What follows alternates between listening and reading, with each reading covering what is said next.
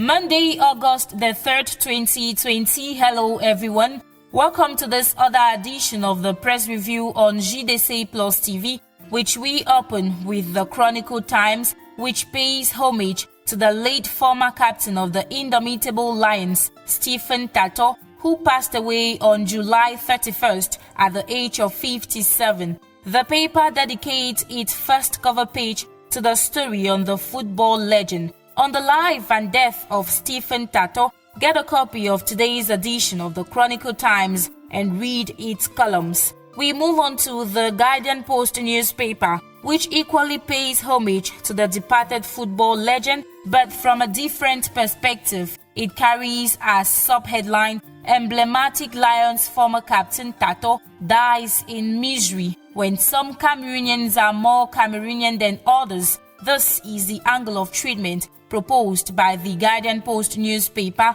on page 12 of today's edition. We stay with the Guardian Post to talk about the killing of dozens of civilians in a Boko Haram attack over the weekend in Getchewe, a locality in the Mayo-Moskota division in the far north region of Cameroon. At least 18 of them are reported to have succumbed to death following a Boko Haram attack in that part of the country. For details on this story, read page 2. From the Guardian Post newspaper, we move on to the HERA Tribune, which says that the Northwest Governor, Adolphe Lafrique, has suspended the salaries of 100 civil servants who have fled from violence in the region. The same information is re-echoed by the Horizon newspaper, which adds that the salaries were suspended after a regional disciplinary board meeting, which found them guilty of abandoning their duty post. The paper further says the salaries will be reinstated when the said runaway workers return following due government procedures.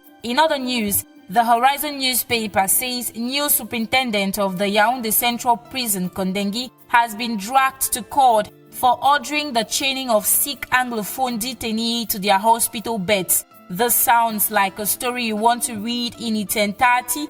Grab a copy of the Horizon newspaper, published this Monday, and read page 4. Let's end this press review with the Voice newspaper, which carries as main headline, "Anglophone Crisis Puzzle, Tibor Nagy further mystifies US position." The paper says he created sensation by declaring to the United States Congress recently that the troubled Anglophone regions of Cameroon do not need reconstruction, but should rather clamor for self-governance. It adds that this yet logical but controversial declaration of the U.S. representative for Africa has gone a long way to catch keen followers of the development in this region off guard, as U.S. position vis-a-vis the Anglophone crisis seems to have a clear-cut approach. For details on this, read page 3 of today's edition of the Voice newspaper. And that does it for what the papers had to say today. Many thanks for watching.